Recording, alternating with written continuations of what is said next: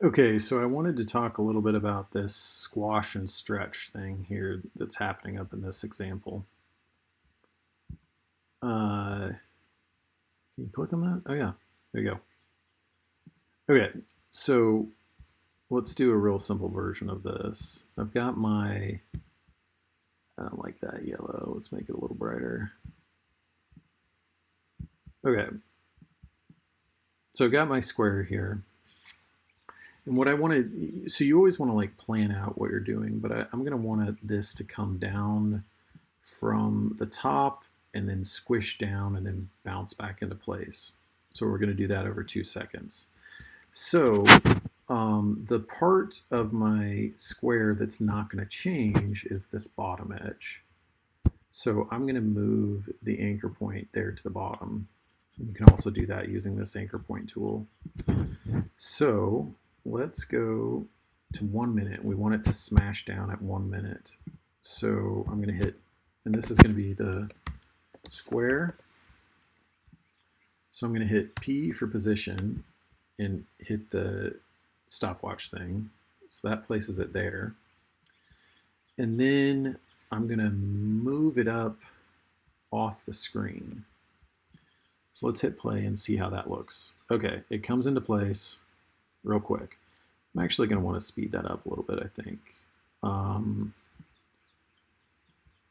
So here we go. All right, so we're in place. So like you can do this exciter stuff that puts in all of the math for you, or you can also, you might find that these plugins are crutches that kind of make it tough sometimes to really get in, do nitty gritty stuff. So what I'm going to do here is then open up the scale and put a keyframe in there, and I'm going to hit U so I can see all my keyframes. So I'm going to make the, let's see. So right at this impact, I want it to squeeze down a little bit. Not like that. I want it to squeeze down like that, and then shoot back up. So I'm actually going to make it a little bit longer as it's coming in, and then skinnier. Let's see what that looks like.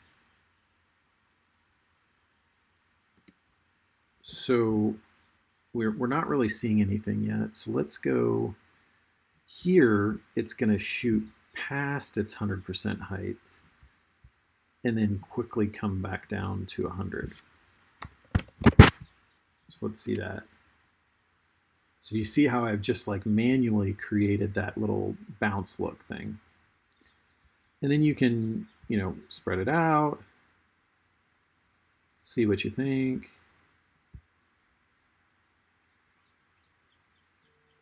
So I think I want this all to be way quicker.